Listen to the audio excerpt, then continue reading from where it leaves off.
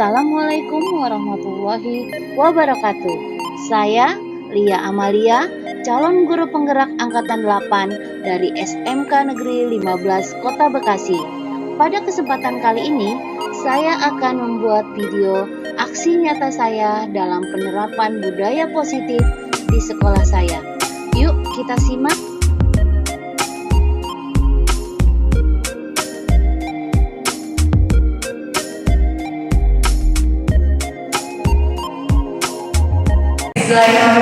Assalamualaikum warahmatullahi wabarakatuh. Alhamdulillahirrahmanirrahim. Segala puji dan syukur kehadirat Allah Subhanahu wa Ta'ala. Alhamdulillah hari ini di siang yang cukup cerah dan mungkin mengantuk ya Bapak dan Ibu.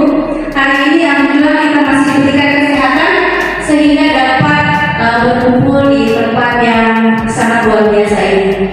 Bapak Ibu sekalian, saya ucapkan terima kasih atas kehadiran Bapak dan Ibu semua hadir di tempat ini. Mudah-mudahan atas segala niat baik Bapak dan Ibu hari ini diberikan balasannya oleh Allah Subhanahu wa Ta'ala. Baik Bapak dan Ibu, pada kesempatan kali ini izinkan saya melakukan aksi nyata sebagai salah satu tugas saya sebagai calon guru penggerak untuk mendefinisikan tentang budaya positif. Budaya positif ini ada di pembelajaran kami di calon guru penggerak, ini adalah modul 1.4. Nah, seperti yang kita ketahui bahwa dalam filosofi pendidikan yang Dewantara menyatakan bahwa anak-anak hidup dan tumbuh sesuai kodratnya sendiri. Pendidik hanya dapat merawat dan menuntun tumbuhnya kodrat itu. Jadi hari ini kita, Bapak dan Ibu adalah seorang guru, otomatis kita adalah seorang pendidik. Yang kita lakukan hari ini hanya merawat dan menuntun tumbuhnya kodrat anak-anak yang hari ini ada di hadapan kita. Pada dasarnya anak-anak yang datang ke SMK Negeri 15 Kota Bekasi adalah anak-anak yang sudah memiliki bakat dan minatnya masing-masing. Jadi kita hanya bertugas merawat dan menuntut mereka untuk menemukan jati dirinya yang sebaik-baiknya. Nah, sebagai seorang guru kita harus mempunyai nilai dan peran. Adapun nilai yang harus kita miliki sebagai seorang guru adalah pertama diri, yang kedua reflektif, yang ketiga kolaboratif, inovatif, dan yang terakhir adalah berpihak pada murid. Apapun nanti pendidikan yang akan kita lakukan itu semua hanya berorientasi kepada siswa-siswi kita. Kemudian apa peran kita sebagai seorang guru? Peran kita sebagai seorang guru adalah yang pertama adalah menjadi pemimpin pembelajaran. Kemudian yang kedua menggerakkan komunitas praktisi. Yang ketiga menjadi coach bagi guru lain. Kemudian mendorong kolaborasi antar guru dan mewujudkan kepemimpinan murid. Sebelumnya pada pendampingan kedua ya saya sudah mensosialisasikan tentang visi saya sebagai seorang guru, yaitu terwujudnya peserta didik yang kompeten, berjiwa entrepreneur, yang memiliki karakter profil pelajar Pancasila. Ini kok Tiko ya? Orang Sunda. Kayaknya jadi P apa? Orang Betawi. Nah, untuk membentuk sebuah kedisiplinan dalam suatu sekolah, nah kita seringkali memberikan hukuman kepada siswa yang melakukan kesalahan. Ayo Bapak Ibu di sini, ada yang belum pernah kasih hukuman ke siswanya? Ada nggak? Ada. Ya. Rata-rata kita berharap bahwa siswa kita itu adalah disiplin, maka kita melakukan yang namanya hukuman, ya. Dan kita juga selain kita memberikan hukuman, kadang-kala Bapak Ibu ada nggak yang pernah memberikan imbalan terhadap perbuatan baik yang dilakukan siswa? Ada.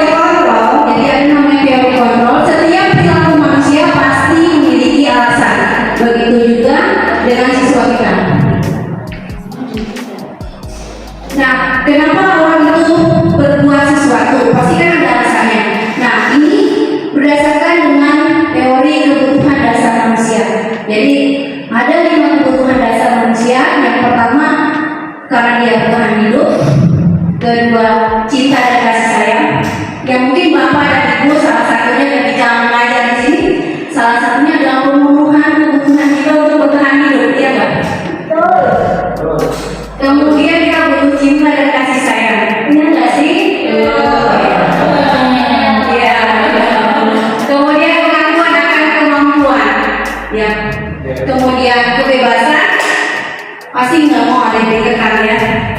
Disuruh datang jam 7, maunya sesuatu jam 8 aja gitu kan. Tetangga saya itu bukan tetangga. Ada yang bersedih. Kemudian berikutnya adalah kesenangan. Senang jauh bagian kanan itu Pak. Nah, sementara selain tadi ada kebutuhan dasarnya, manusia juga punya motivasi yang menggerakkan Bapak dan Ibu untuk datang ke SMK 15 sengaja, apalagi Bapak Ibu yang tahap 2 ya. Nah, kan ada pasti motivasi ketika kita ada di sini. Nah, apa motivasinya? Nah, ini motivasi ini menurut Diana Gosen atau dikenal dengan teori kontrol ini satu, manusia termotivasi karena menghindari ketidaknyamanan atau pertemuan. Yang contohnya datang setelah 7 harus sudah standby karena nggak mau diomelin, ini salah satunya. Dua, mendapatkan imbalan atau penghargaan. Ya, kalau kita datangnya selalu tepat waktu, dapat hadiah. Kemudian yang ketiga adalah menjadi orang yang mereka inginkan sesuai dengan nilai yang diyakini. Kira-kira yang paling bagus motivasinya yang mana Bapak Ibu? Dua. Saya yang satu.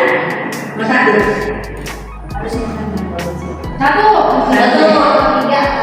Semuanya. Oke, saya kasih timunya. Nggak kelihatan ya? Iya. Apa itu?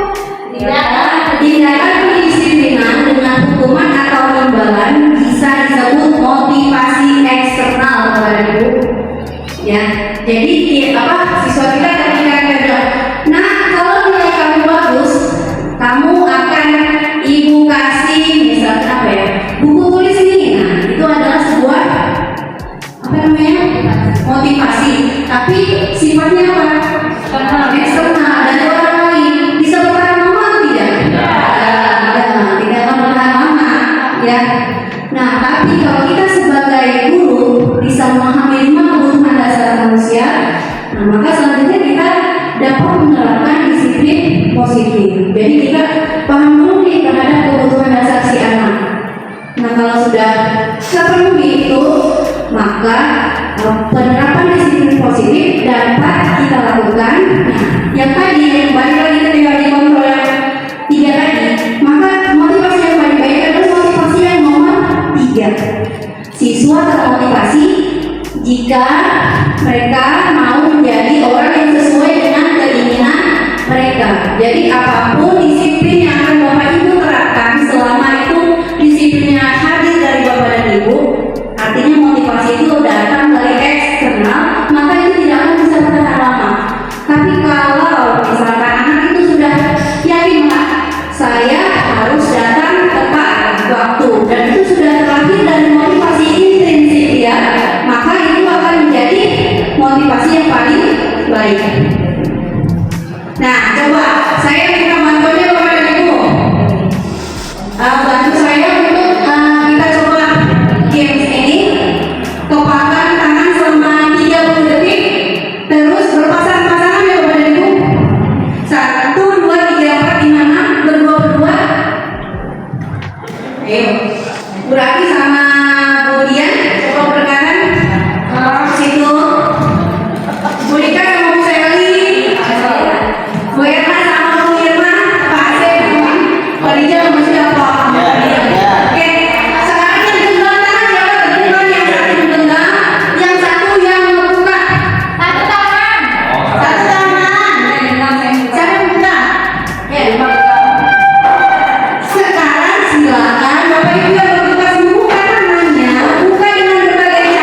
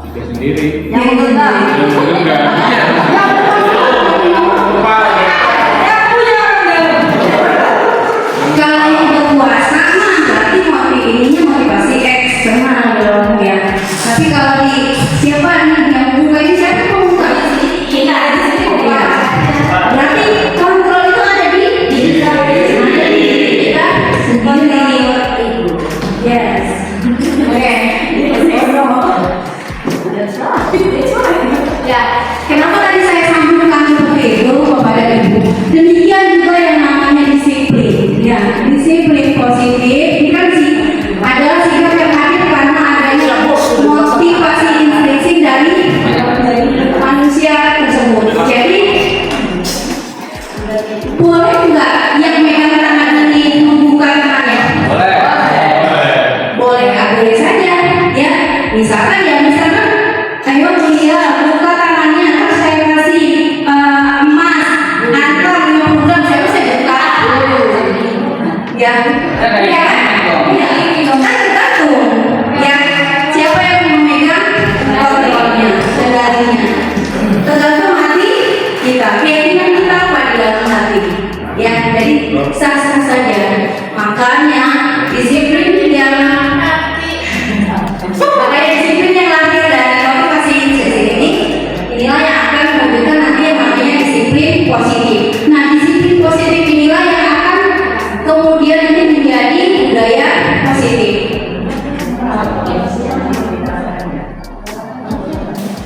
Nah, ini disiplin positif pertama, dia menanamkan motivasi internal dari siswa kita. Murid akan berusaha menjadi orang yang mereka inginkan dan menghargai diri sendiri dengan nilai yang mereka percaya. Jadi kalau dia sudah misalkan saya mau jadi anak yang rajin, maka dia akan menghargai diri sendiri dan dia juga secara sikapnya juga akan muncul. Nah, motivasi yang terbentuk tidak akan terpengaruhi oleh lingkungan atau media. Ya, kalau bapak udah memegang ini, mau dikasih hadiah apapun harusnya tidak membuka tangannya. Ya, karena bapak dan ibu sudah yakin. Nah, setiap tindakan atau perilaku yang kita lakukan di dalam kelas dapat menentukan terciptanya sebuah lingkungan yang positif. Perilaku tersebut akan menjadi kebiasaan yang pada akhirnya membentuk budaya positif. Nah, agar budaya positif itu terbentuk, maka salah satu yang bisa kita lakukan adalah menciptakan dan membuat kesepakatan tentang keyakinan kelas. Nah, bagaimana caranya orang-orang kita membuat keyakinan kelas? Yang pertama, ajak siswa-siswi kita berdiskusi, memunculkan peraturan-peraturan yang perlu ditaati warga sekolah atau warga kelas. Kalau kita berbicara warga kelas, ketika siswa kita dalam satu kelas, ayo diajak. Mana nih peraturan-peraturan yang akan kita jadikan keyakinan kelas? Nah, kemudian misal tadi tidak boleh datang telat atau disiplin tepat waktu ya. Berarti mengubah peraturannya menjadi kalimat yang positif. Berarti apa? Tidak boleh datang tepat menjadi akan selalu datang tepat waktu seperti itu. Kemudian menyatakan peraturannya menjadi nilai kewajiban atau keyakinan kelas. Selalu datang tepat waktu. Berarti nilai kewajibannya apa? Disiplin. Berarti nilai itu adalah ketika kita melakukan itu, maka kita sudah melakukan nilai disiplin. Kemudian berdiskusi mengenai gambaran perilaku yang mencerminkan keyakinan kelas. Namanya kalau disiplin. Berarti kalau orang disiplin yang dilihat apa didengar? Dilihat. Ya. Berarti yang dilihat apanya? Tidak tindakannya. Berarti tindakannya apa? Yang tidak boleh terlihat apa? Tidak boleh datang terlambat. Itu yang tidak boleh terlihat. Yang boleh terlihat datang tepat waktu. Kalau berkata kasar tidak apa? Selalu berkata sopan atau berkata baik. Itu perilaku apa? Pendengaran yang kita lihat. Pendengaran. Berarti yang boleh kita dengar apa? Kata-kata positif atau kata-kata baik. Yang tidak boleh kita dengar kata-kata kotor. Nah, hal itu harus kita diskusikan Bapak dan Ibu ketika Bapak dan Ibu membuat sebuah keyakinan kelas.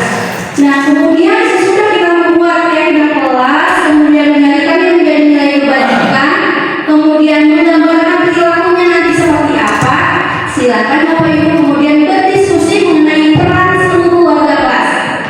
Gurunya sebagai apa nih? Biasanya gurunya sebagai pengontrolnya. Siswanya sebagai apa? pelaksananya. Nah, kemudian apalagi yang terakhir kamu adalah meninjau ulang keyakinan kelas dari waktu ke waktu. Apakah sudah sesuai atau belum? Nah, berikutnya adalah tentang hukuman dan konsekuensi.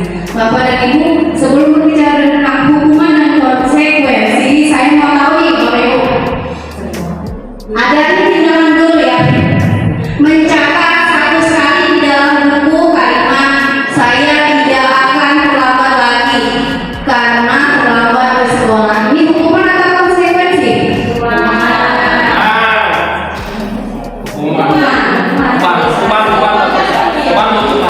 Menulis ya? Hukuman. Oke, yang kedua, lari mengelilingi lapangan basket 2 kali karena terlambat dan hukuman. Membersihkan coretan yang dibuatnya di meja tenis.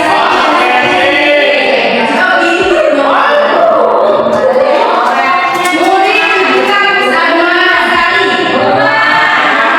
Menggantikan kertas sampai bercampur di lapangan.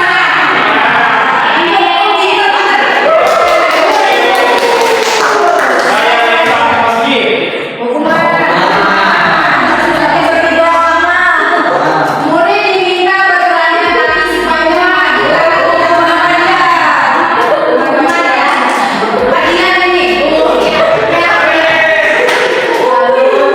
berdiri di depan kelas sambil menggunakan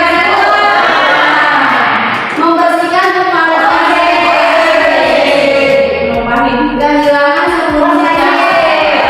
sebelumnya. Dari soal lain saya ceritakan bahwa dan Ibu sudah pintar ya, sudah bisa membedakan hukuman dan konsekuensi. Jadi benar Bapak Ibu, kalau tadi sudah bisa menentukan mana hukuman mana konsekuensi, berarti sudah tahu definisinya ya. Nah, hukuman itu bisa bersifat hukuman fisik atau verbal. Bentuk kayaknya kata-kata ya.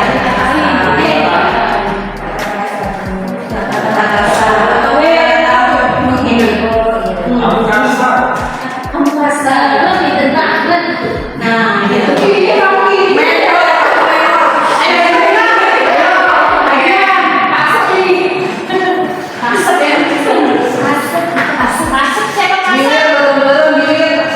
Nah, ini sama ya tadi. Karena sudah tahu juga konsekuensi adalah bentuk sanksi yang sudah disepakati. Jadi kalau hukuman si anaknya nggak tahu, hanya mau gurunya aja. Jadi hukuman adalah sifatnya satu arah. Tapi kalau konsekuensi, anak itu sudah tahu. Ya, jadi dia misal sudah ditegur sebanyak 3 kali, tapi masih berkata kasar, maka kalau kamu tidak 3 kali melanggar, maka harus ABCD. Nanti namanya konsekuensi. Nah, kepada siswa-siswi kita untuk apa membentuk suatu disiplin positif, nah kita sebaiknya menghindari yang namanya hukuman dan konsekuensi. Tapi yang kita lakukan adalah yang namanya restitusi. Ya, restitusi ini adalah sebuah pendekatan menciptakan disiplin positif. Ya, ini dimana adalah sebuah proses menciptakan kondisi bagi murid untuk memperbaiki kesalahan mereka sehingga mereka bisa kembali pada kelompoknya dengan karakter yang lebih kuat. Nah, restitusi ini langkah-langkahnya ada 3 langkah yang dilakukan pada saat kita melakukan restitusi atau kita kenal dengan nama segitiga restitusi. Yang pertama adalah menstabilkan identitas, di mana dalam teori kontrol bahwa kita semua akan melakukan hal terbaik yang bisa kita lakukan. Kemudian langkah yang kedua adalah validasi tindakan yang salah, di mana teori kontrolnya adalah setiap perilaku memiliki alasan. Dan yang ketiga menanyakan keyakinan. Nah, teori kontrolnya adalah kita semua memiliki motivasi internal. Nah,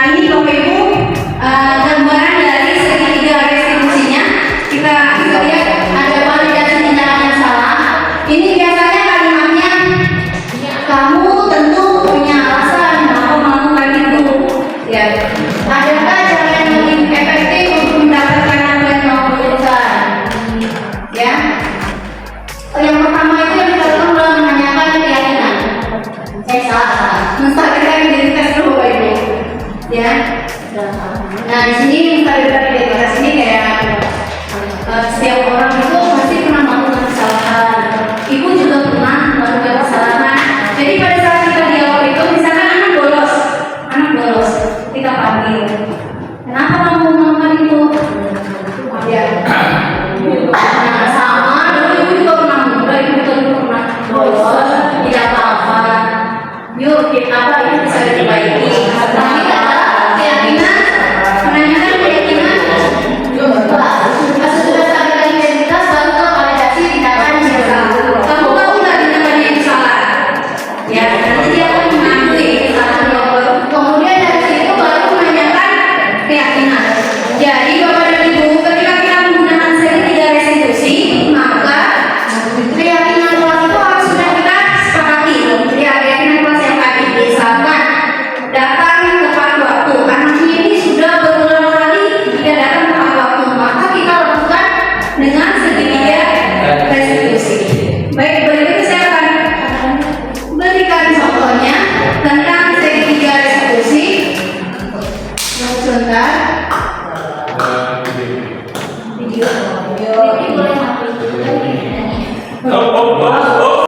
Baiklah Bapak dan Ibu, berikutnya saya akan memberikan contoh penggunaan dari segitiga restitusi dalam menghadapi permasalahan siswa. Baik Bapak dan Ibu, berikut videonya, silakan simak ya. Siang Sarah, Siang Pak. sudah lama nggak ketemu Sarah. Kenapa hari ini ada di sini? Ini adalah langkah Kesel, Pak. pertama, Kesel banget. yaitu Masa menstabilkan aku dikatain tukang identitas. fitnah, Pak? Ya aku marah lah. Aku balik ngatain Eka di depan kelas. Kesel banget. Oh begitu. Ya pasti kamu marah dan kesal. Bapak juga akan marah apabila ada yang menuduh Bapak seperti itu.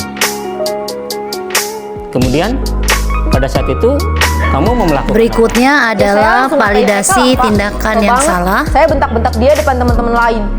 Oh begitu. Pasti kamu melakukan seperti itu karena suatu alasan tertentu bukan? Iyalah, masa saya diam saja Pak? Ya saya bela diri lah. Masa saya dituduh tukang fitnah? Ya wajarlah. Mempertahankan harga diri itu sesuatu yang penting buat kamu. Untung kamu tidak bertindak lebih gegabah lagi. Hanya membentak-bentak. Iya Pak. Untung saya masih bersabar dan hanya membentak saja. Sudah gemes padahal. Saya pasti bela diri lah. Ya pasti ya. Tapi kamu memilih untuk tetap bertahan dan bersabar. Kamu memilih untuk tidak berbuat lebih parah lagi bukan? Iya. Nah, sekarang coba kita lihat lagi tindakan kamu yang bentak-bentak Dan Eka tahap di kelas. berikutnya adalah Tindakan kamu menanyakan itu kira-kira keyakinan. sesuai dengan keyakinan kelas atau prinsip kamu tidak? Enggak lah Pak. Capek Pak jadi pemarah. Jadi keyakinan atau prinsip mana yang kurang sesuai dengan keinginan kamu? Ya, saya sebenarnya sangat menghargai orang lain. Mungkin saat itu saya menjadi emosi, jadi tidak menunjukkan sikap itu. Kamu meyakini tidak? Menghargai orang lain itu penting buat kamu. Yakinlah Pak. Iya, setuju. Kita harus saling menghargai. Namun, ada juga keyakinan yang kita sepakati yang perlu kita jalankan apabila kita sedang marah, bukan? Ya, saya bisa lebih proaktif, mulai dengan diri sendiri. Saya bisa jadi lebih bersabar, mengambil waktu jeda untuk berpikir mau apa selanjutnya. Kira-kira kamu bersedia memperbaiki masalah ini tidak? Bersedia Pak. Kalau kamu memperbaiki masalah ini, kamu akan menjadi orang seperti apa? Saya akan menjadi orang yang bertanggung jawab kali ya Pak. Dan senantiasa proaktif. Iya, menurut kamu bagaimana rasanya menjadi orang seperti itu? Ya nyaman lah, bangga bisa bersabar dan menahan diri. Baiklah kalau begitu. Yuk kita pikirkan bagaimana memperbaiki masalah ini.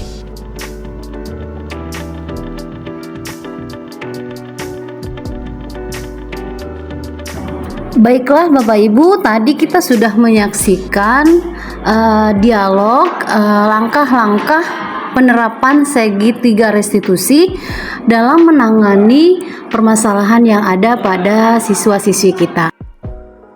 Dari dialog yang tadi ditunjukkan pada contoh di video tadi, kita bisa lihat bagaimana si anak yang memiliki permasalahan itu awalnya dia menggebu-gebu, kemudian ketika kita sudah melakukan atau memberlakukan segitiga restitusi dalam proses dialog itu, lambat laun anak mengalami penurunan intonasi, yang artinya secara tidak langsung anak mulai menyadari kesalahan-kesalahan yang dia buat, dan kemudian dia juga membuat atau mencari solusi untuk menyelesaikan permasalahan yang ada pada dirinya. Restitusi ini juga sebenarnya tidak harus dilakukan satu persatu secara kaku.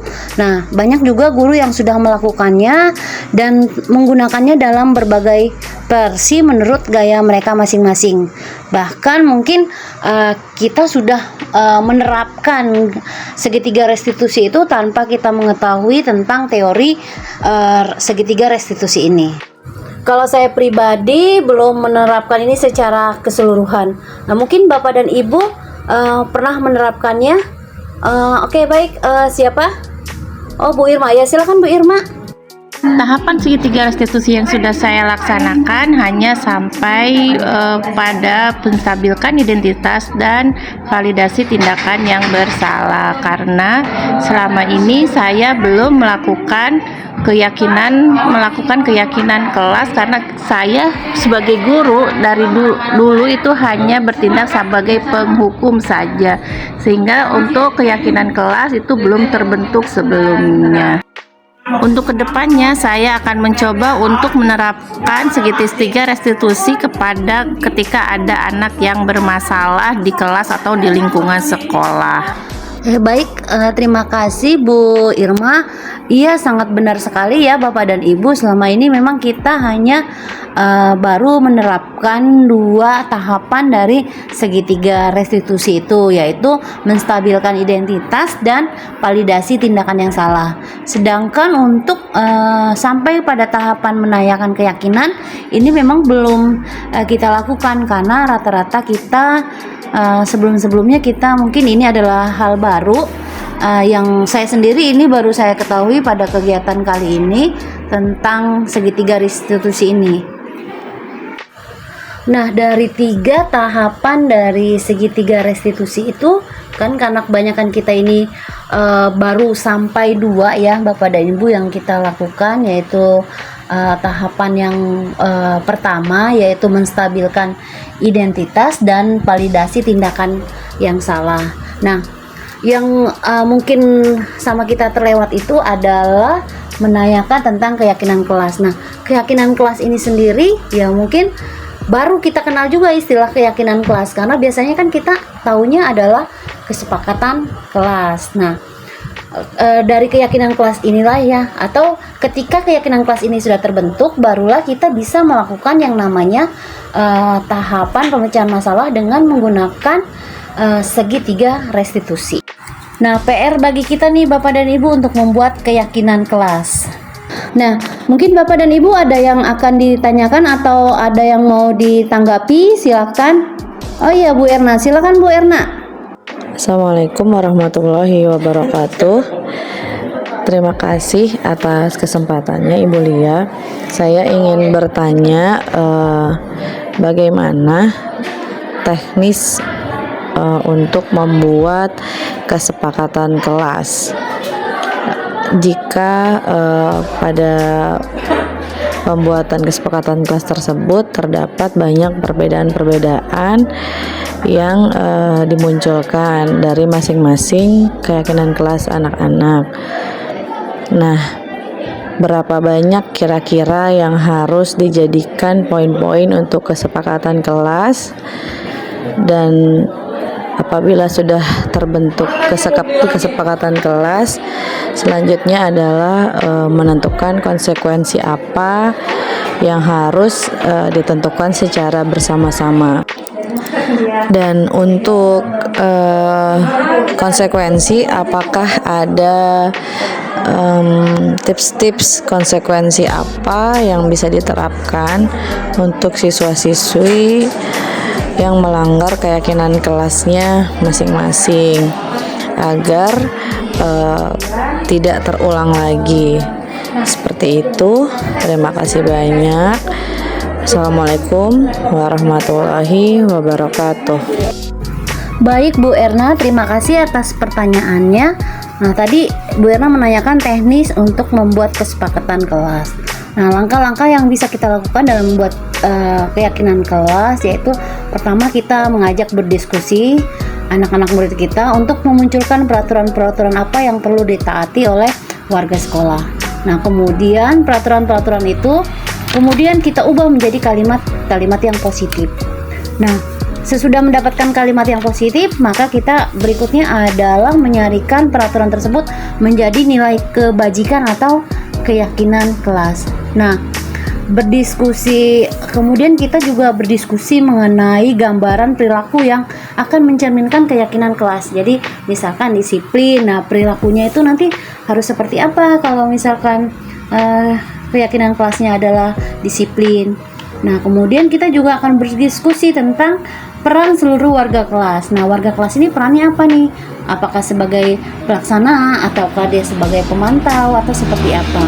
Nah, kemudian kita juga harus melakukan peninjauan ulang terhadap keyakinan kelas yang telah dibuat itu dari waktu ke waktu. Apakah keyakinan kelas itu masih relevan? Apakah keyakinan kelasnya sudah dilaksanakan atau seperti apa? Mengenai banyaknya, nanti itu akan tersortir sendiri Bu. Ada beberapa keyakinan kelas nanti yang akan bisa menjadi satu gitu. Kemudian kalau konsekuensinya seperti apa? Sebenarnya konsekuensi atau hukumannya sebenarnya tidak ada. Nanti konsekuensinya itu akan muncul dari dari diri siswa itu sendiri. Jadi kita tidak menentukan hukumannya harus A, B atau C, tapi itu akan dimunculkan sendiri oleh siswa itu ketika kita melakukan proses segitiga restitusi itu sendiri. Baik Bu Erna, terima kasih atas pertanyaannya. Apakah masih ada yang akan ditanyakan Bapak Ibu?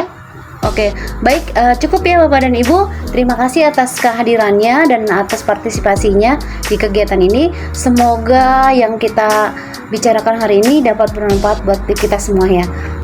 Wabillahi taufiq wal hidayah. Wassalamualaikum warahmatullahi wabarakatuh. Terima kasih.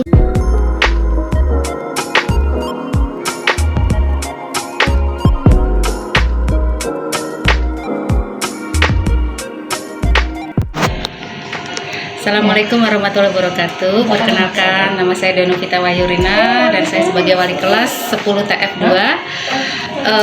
Dengan pemaparan yang disampaikan oleh Bu Lia Amalia kemarin tentang budaya positif, alhamdulillah sangat membantu sekali saya. Tugas saya sebagai wali kelas tentang keyakinan kelas. Di situ saya bisa lebih meyakinkan ke peserta didik bahwa keyakinan kelas itu selain memang harus dari mereka, oleh mereka untuk mereka, dan mereka sendiri akan menjalankannya itu dengan sepenuh hati, dan apapun yang nanti yang terjadi mereka sadar diri konsekuensi apa yang akan mereka dapatkan dari mereka sendiri. Kemudian tentang bagaimana mengenal diri mereka sendiri, all about me, juga tentang budaya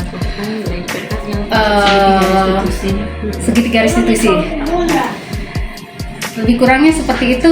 Terima kasih Bu Lia Amalia untuk share and pengalamannya, berbagi. Insya Allah bermanfaat sekali. Assalamualaikum warahmatullahi wabarakatuh.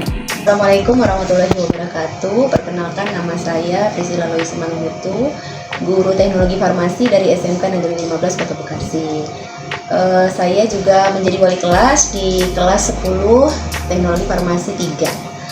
Pada kesempatan kali ini saya ingin memberikan testimoni tentang paparan yang disampaikan oleh Ibu Lia sebagai calon guru penggerak angkatan 8 tahun 2023. Pemaparan beliau kemarin itu menjelaskan tentang kesepakatan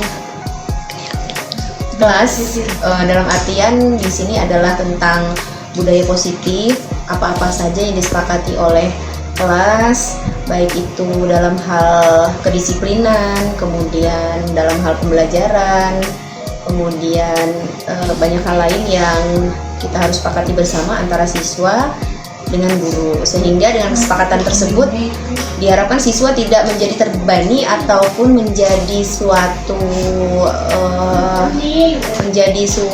keterpaksaan, sehingga dalam pelaksanaannya menjadi tidak kondusif gitu ya untuk melakukan segala bentuk budaya positif tadi.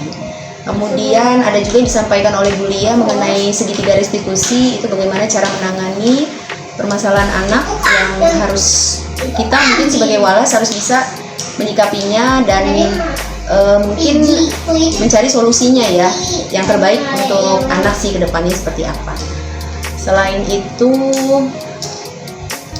budaya positif lainnya ya tetap harus kita laksanakan se-efektif dan se-efisien mungkin, kemudian diberikan bentuk semacam apa ya, seperti agenda-agenda gitu ya untuk ditempel di kelas-kelas, sehingga mereka di kelas selalu bisa membaca, setelah membaca berarti bisa dipahami dan diresapi untuk melaksanakan sehari-hari.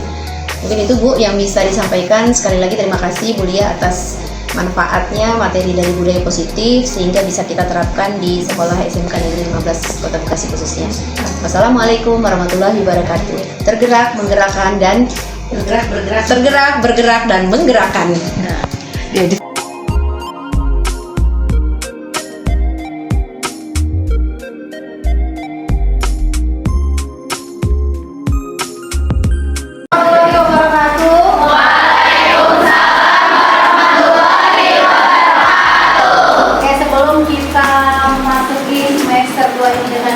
Pembelajaran yang nanti akan cukup padat ya. Nah, sebelumnya kita mau buat dulu yang namanya keyakinan kelas. Pernah dengar nggak? Kesepakatan? Oh ya. Ya, biasanya kalian tahunya adalah kesepakatan kelas. Nah, kalau sekarang ini namanya keyakinan kelas. Ya, kalau keyakinan kelas ada yang tahu nggak artinya apa? Keyakinan, yakin sesuatu yang diyakini, terus apa lagi? Sesuatu yang pasti, apa lagi? Kan? Kira-kira kalau keyakinan sama kesepakatan mana yang lebih kuat? Keyakinan ya?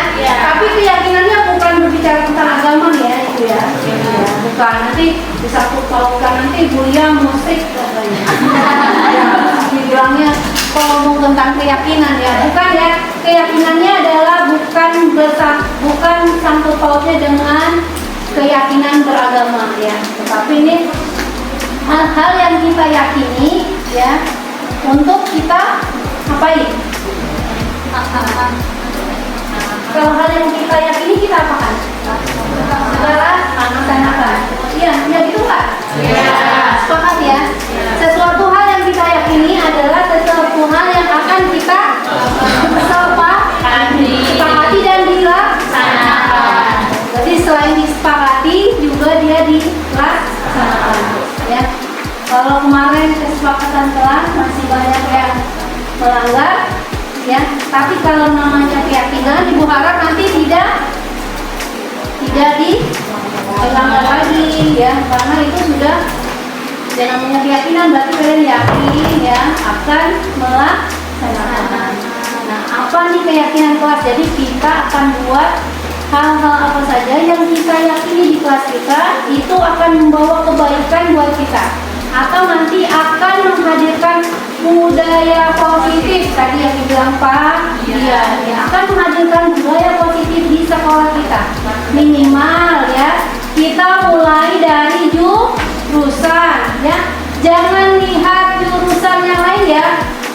Bu, listrik tuh nggak menerapkan budaya positif kayak farmasi. Biarin aja ya.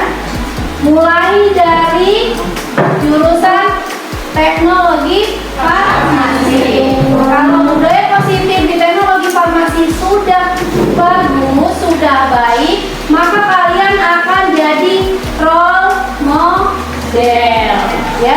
Nanti jurusan lain akan menengok, jurusan lain akan melihat, oh anak teknologi farmasi keren paling keren. Budaya positifnya bagus. Anaknya datang tepat waktu. Anak-anaknya disiplin. Anak-anaknya sopan santun.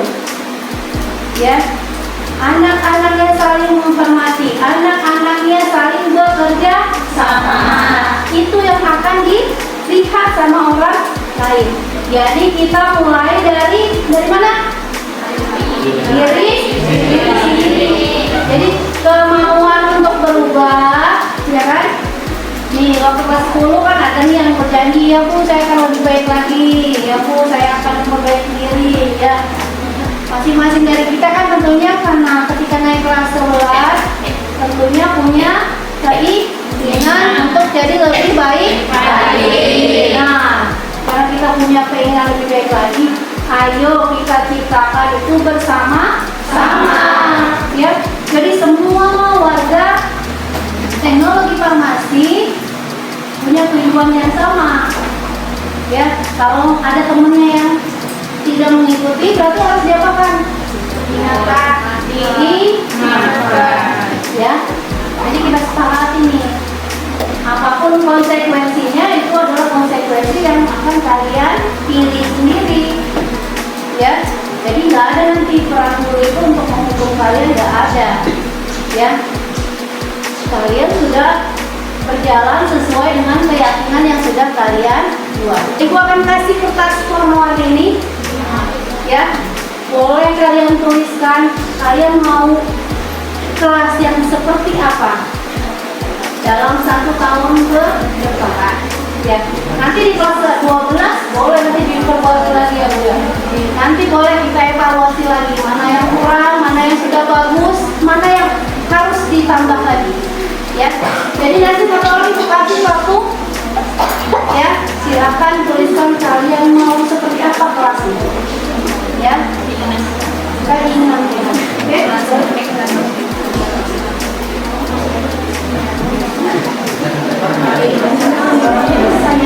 Ditulis, kalau sudah tulis boleh ditempel di sini dijajar, oke? Sampai kan harus dikasih tahu ibu, nggak usah ya.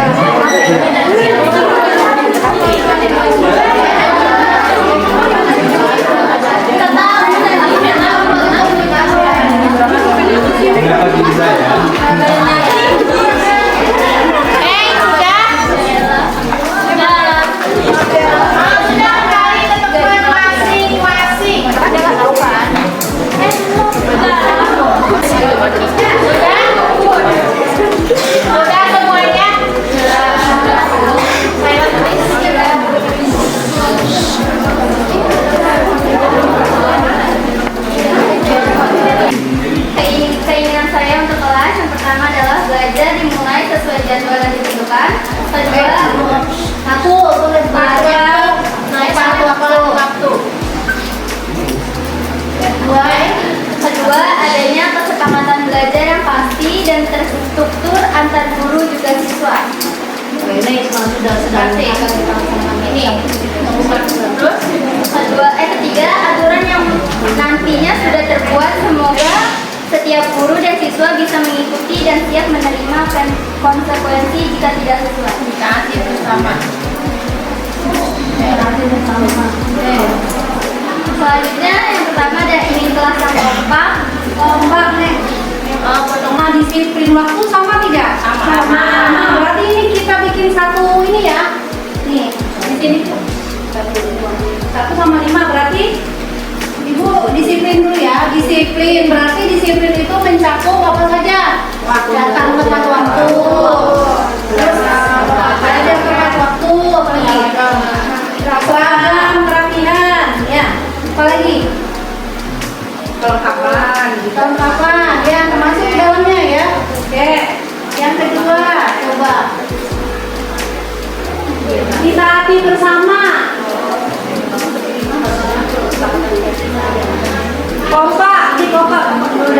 Kompak itu sama sportif sama kerjasama sama nggak? Kayak belajar tepat waktu sama disiplin waktu sama tidak? Sama. Berarti ini kita bikin satu ini ya. Nih, di sini. 1 sama 5 berarti. Bu, disiplin dulu ya. Disiplin berarti disiplin itu mencakup apa saja? Datang tepat waktu. Terus belajar tepat waktu, apa lagi?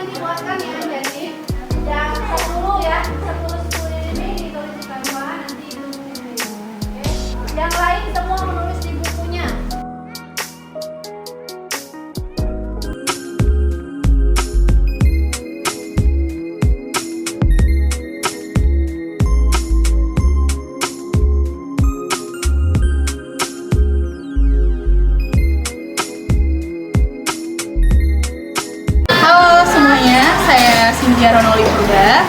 Saya Kizia Yulianti Siahaan. Kami dari Teknologi Farmasi akan memberitahu kepada kalian bahwa kami menerapkan keyakinan kami di dalam kelas yang memang bermanfaat untuk kami.